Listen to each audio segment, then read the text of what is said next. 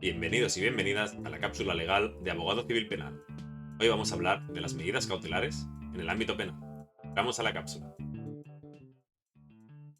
Cuando hablamos de medidas cautelares, hacemos referencia a aquellas herramientas legales que no solo garantizan la tramitación correcta de un proceso penal, sino que también protegen a las víctimas de un delito y aseguran que la justicia pueda cumplir su función de manera efectiva.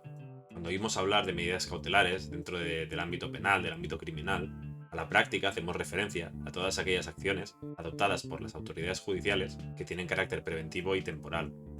Su finalidad principal es muy clara: evitar la fuga de las personas investigadas, prevenir la reiteración delictiva, proteger a las víctimas y garantizar la solvencia de bienes ante posibles responsabilidades civiles derivadas de un delito. Con esto podemos clasificar las medidas cautelares en dos tipos: personales y las reales.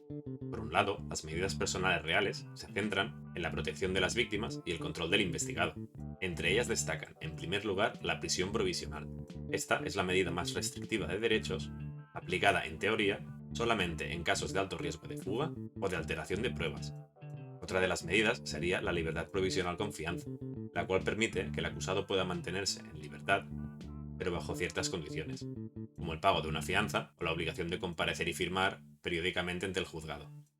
Otras medidas cautelares personales de relevancia penal son las órdenes de alejamiento y la prohibición de comunicación. Estas son esenciales en aquellos casos de violencia de género o de amenazas. Luego encontramos otras medidas personales de índole familiar, como la supresión de la patria potestad o la supresión del régimen de visitas en procesos que afectan a menores. Por último, no podemos olvidar, como medida cautelar personal, la retirada del pasaporte. Esta medida se utiliza con el objetivo de evitar la fuga del país por la persona investigada. Por otro lado, encontramos las medidas cautelares penales reales, es decir, que afectan a bienes, y su objetivo es garantizar que el investigado cuente con los recursos suficientes para poder hacer frente a eventuales sanciones económicas. Entre las más destacadas están el embargo de bienes y propiedades. Esta va a ser siempre una medida clave para poder asegurar el pago de indemnizaciones y multas. Otra de las medidas cautelares reales, a nivel penal, son la intervención de cuentas o administración judicial de bienes. Esto es útil en aquellos casos donde puede existir un riesgo de ocultación patrimonial. Otra medida cautelar real sería la exigencia de una fianza económica, con la que se busca, además de garantizar la comparecencia en persona del investigado, el cumplimiento de sus obligaciones económicas o patrimoniales.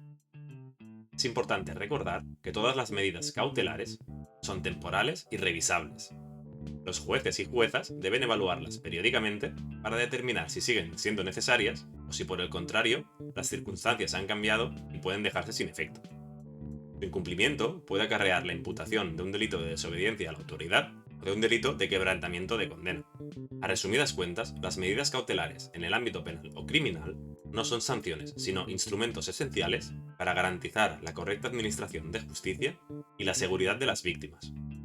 Su correcta aplicación deberá regirse siempre por los principios de proporcionalidad y necesidad, debiendo estar siempre legalmente motivadas por la autoridad judicial y asegurando el equilibrio entre el respeto de los derechos del investigado y la protección de la víctima y de la sociedad.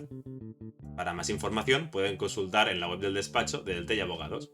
Un saludo y hasta la próxima.